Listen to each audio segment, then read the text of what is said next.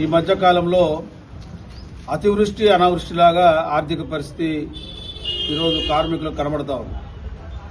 ఎందుకంటే సింగరేణి వ్యాప్తంగా డిసెంబర్ 23న జరగాల్సిన సింగరేణి కార్యక్రమాన్ని ఇటు ఏరియాల వారీగా సెంట్రల్ ఫంక్షన్గా గత దాదాపు నాకు తెలిసి ఒక 20 సంవత్సరాలుగా చాలా ఘనంగా కార్మిక వర్గానికి ఒక స్పిరిట్ నింపే విధంగా, అదేవిధంగా దీంట్లో మనం అందరం కలిసి పనిచేయాలని ఒక నానుడి ఉన్నట్టుగా కనబడేది.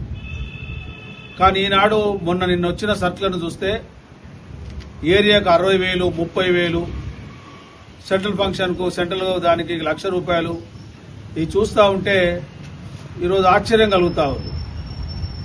మేము సింగరేణికి డిమాండ్ చేస్తూ ఉన్నాం.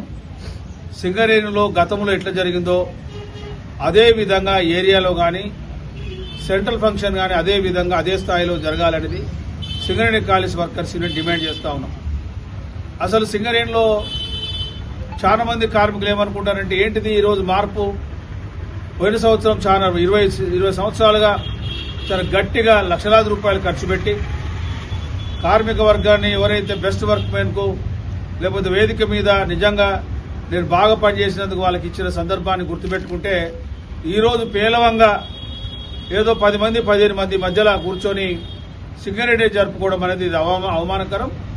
అందుకనే ఇది కనుక మీరు మార్పు కనుక చేయకపోతే, గతములాగానే ఏర్పాట్లు చేయకపోతే సింగరేణి కాలేజ్ వర్కర్స్ యూనియన్ ఆ కార్యక్రమాన్ని బహిష్కరిస్తాం. ఎందుకంటే ఏంటి అసలు దీనికి మీరు ఆడించినందల్లా మేము ఆడాల్సిన పరిస్థితి వచ్చేసి.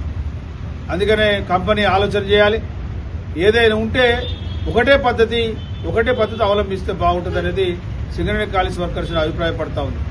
అందుకని వెంటనే బేషరతుగా ఈరోజు మన సింగరేణి డేను పాత పద్ధతి లాగానే సెంట్రల్ ఫంక్షన్ కానీ ఏరియల్ ఫంక్షన్ కానీ చేయాల్సిందిగా మేము డిమాండ్ చేస్తా ఉన్నాం.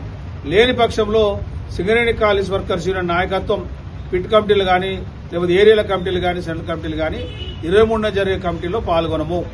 ఎందుకంటే ఇది వర్కర్లకు సంబంధించిన అంశం కాబట్టి దాన్ని మేనేజ్మెంటే స్వతహాగా నిర్ణయించుకుంటే బాగుంటుంది. అది కూడా మేము ఈ సందర్భంగా గుర్తు చేస్తా ఉన్నాం.